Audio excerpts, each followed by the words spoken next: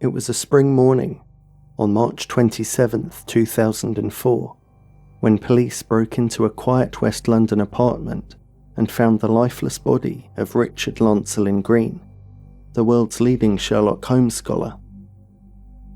In the days before his death, those close to him had grown increasingly worried about his paranoid behaviour. Green had stopped answering calls, and when his sister, Priscilla West, went to check on him at his home in Kensington and didn't get any response, she called the authorities. After police gained entry, Green was found lying face down on his bed, next to a partially empty bottle of gin. A shoelace garrote was wound tightly around his neck, along with a wooden spoon which had been used to tighten it. No sign of forced entry was discernible. The windows were fastened from within, and the door had been securely locked.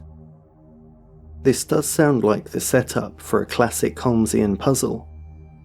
Let's unpack it systematically, as Sherlock himself might have.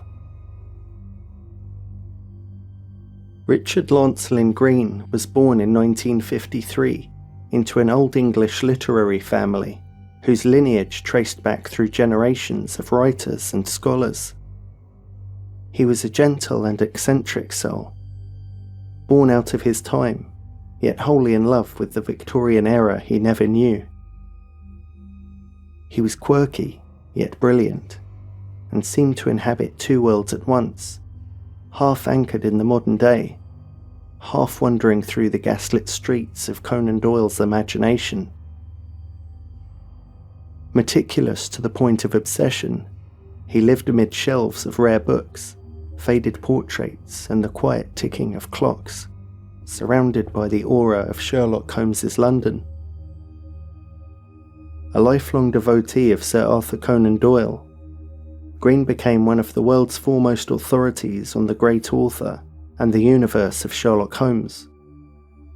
Over decades, he amassed the most extensive private collection of Conan Doyle manuscripts, letters, and memorabilia ever assembled, earning a reputation as both a rigorous scholar and a passionate guardian of literary history. His life's work was driven by an almost consuming devotion to preserving Holmes's legacy and ensuring the great detective and his creator would never fade into obscurity.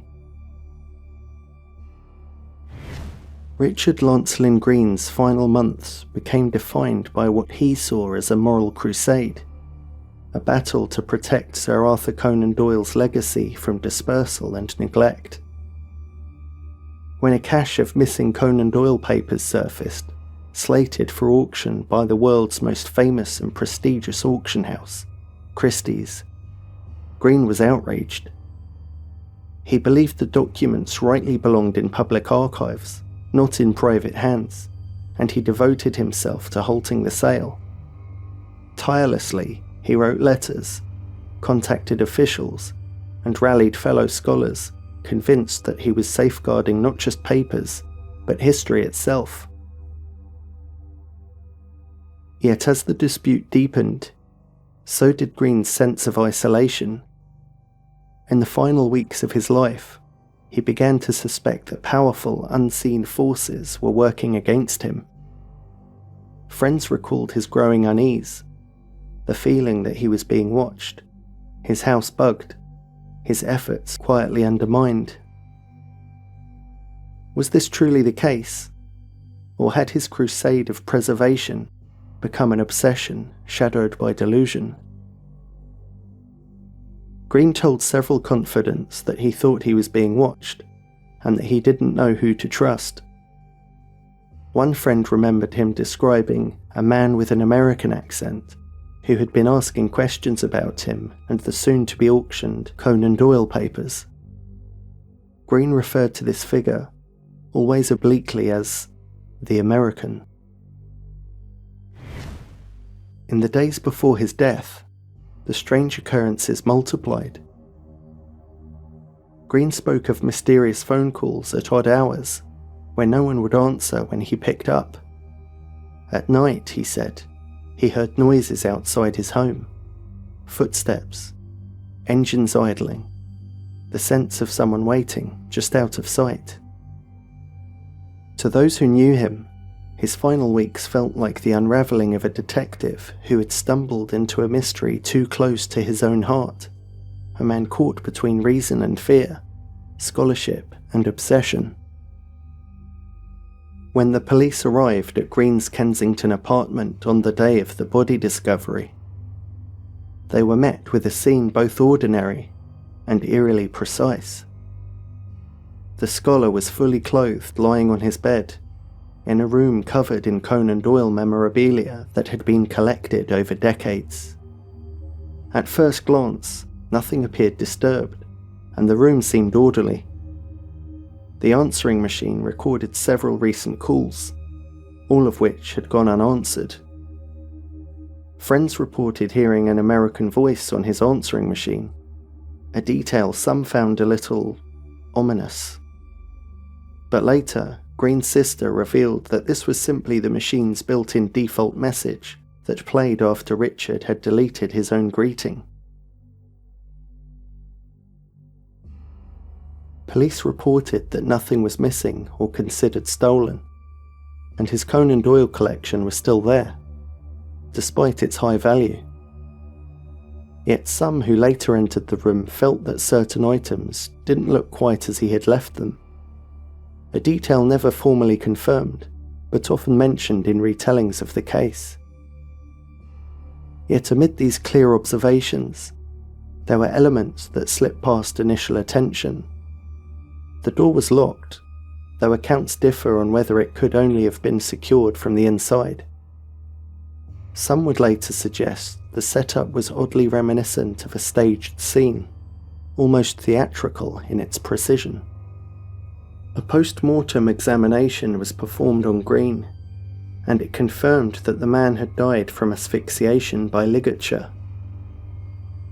There were no defensive wounds and no other injuries beyond the marks from the ligature.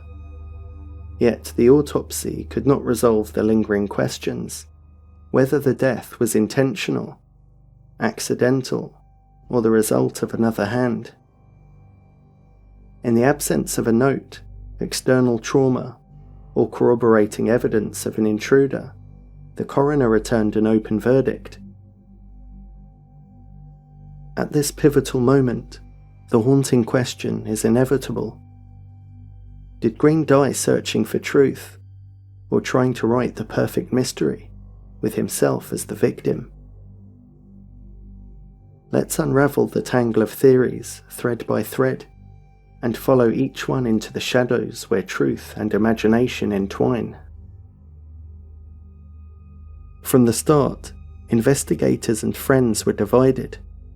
Some argued he had purposefully ended himself.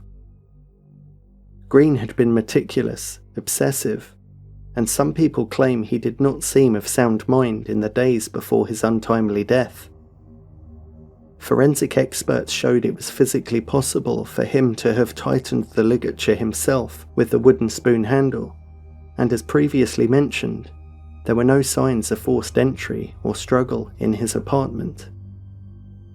The last person to see him alive was Lawrence Keane, a friend and former partner. Keane described a last meal at a restaurant, during which Green drank most of a large bottle of wine. They then went back to Green's home for coffee, where he insisted on drinking it outside in the garden, claiming that the apartment was bugged.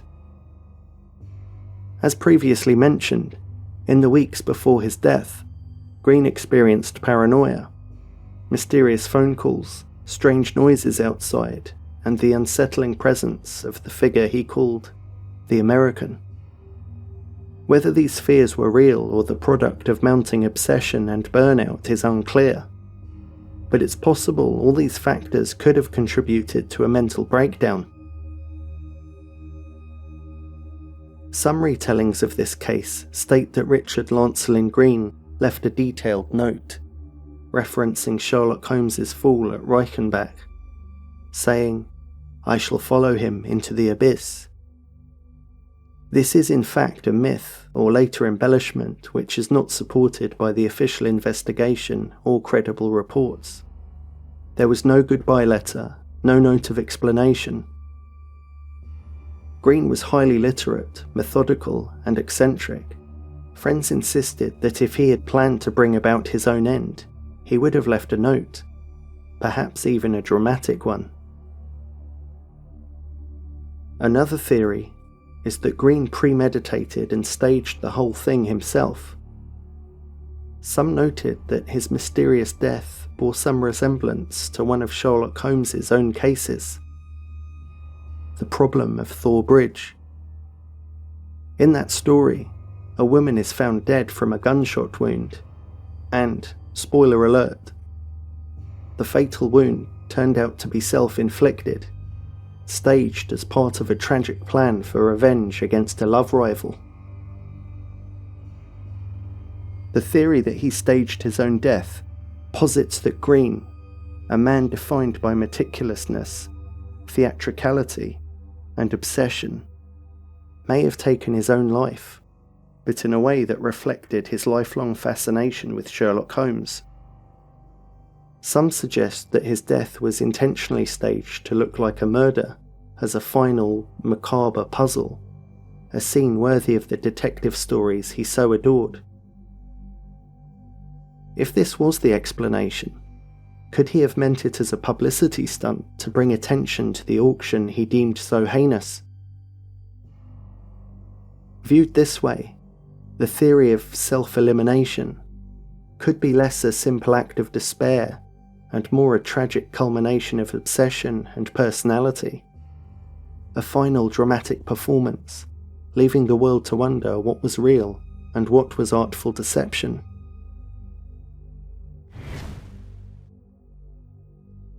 Others suggested foul play. Could someone have been after those soon-to-be auctioned Conan Doyle papers? Could Green have been silenced for getting in the way, or for what he knew? The possibility that Richard Lancelyn Green was murdered lingers over his story like a shadow. After all, his body was found under circumstances so strange that experts hesitated to call Green's death self-inflicted. Sir Colin Berry, the president of the British Academy of Forensic Sciences, testified that self-garroting is extremely difficult to do, because the individual will usually pass out long before they are able to suffocate themselves to death. Green had been garroted with a shoelace tightened by the handle of a wooden spoon, a method so uncommon in ending one's own life that Sir Colin struggled to name another case like it. Of course, there were no signs of forced entry, no overturned furniture, and nothing to indicate a violent struggle. Yet the scene also lacked the psychological fingerprints usually associated with such an end. Green left no note, and he had just that day made plans for the coming weeks to travel to Italy. Owen Dudley Edwards, a close friend and fellow campaigner to stop the auction at Christie's, told the Guardian newspaper, "I don't think my friend committed He was absolutely devoted to his mother, and he would have done anything rather than put her through the incredible grief she's been caused." Speaking to the New Yorker newspaper, he also noted that Green wore slip-on shoes, never lace-ups, and yet it was a shoelace that had been used to garrote him. In the same article, he also said that garroting is a brutal method of execution, a method of murder which a skilled professional would use. This ties in well with the fears that Green confided shortly before his death, that the American was watching him, listening to his calls, and possibly out to get him. Whether these fears reflected real surveillance or rising paranoia remains unknown, but they cast a long, eerie shadow over his final days. Friends who knew him well doubted he could have taken his own life, especially in such a bizarre, drawn-out manner. Some wondered if another person had entered the apartment without leaving a trace, carrying out a killing designed to look like he had done it to himself.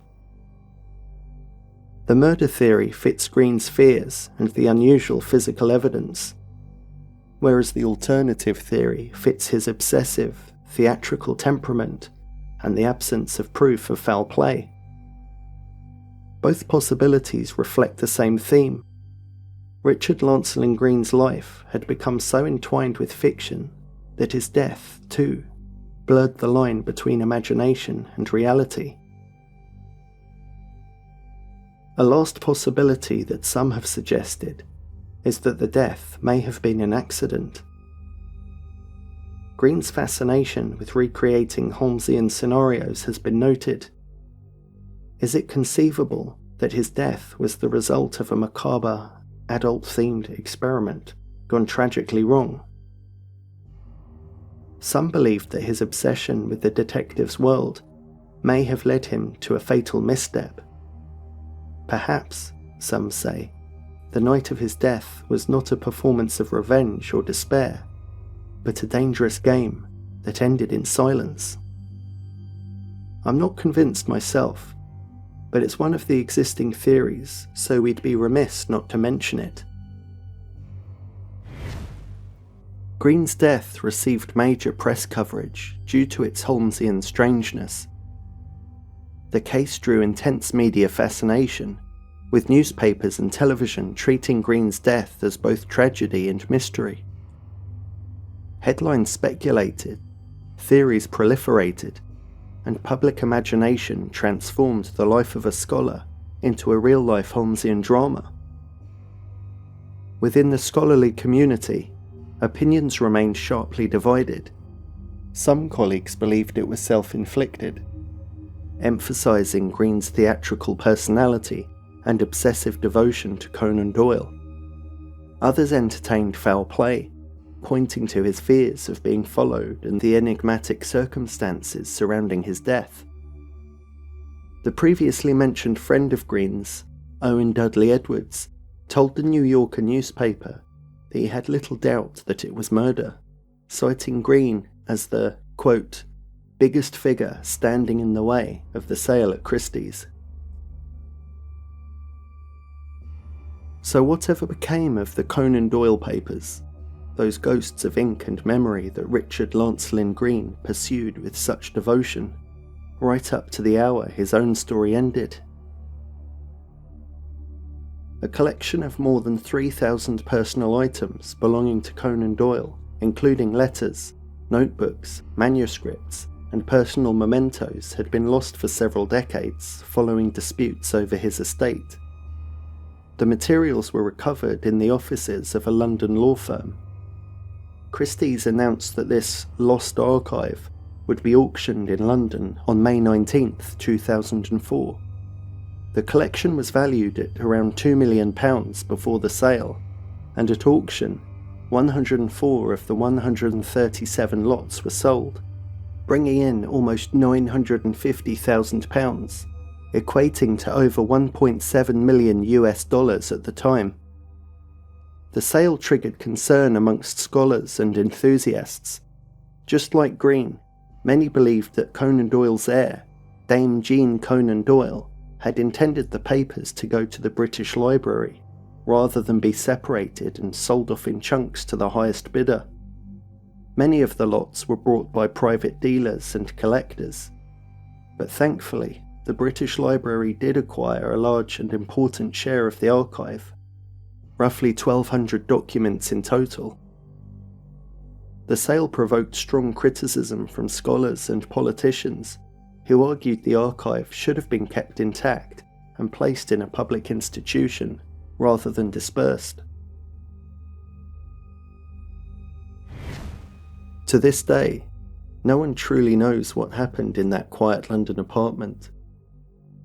The evidence still lies scattered like pages torn from a forgotten manuscript, each detail suggestive but non-conclusive. Was it self-inflicted? Murder? Or something stranger still?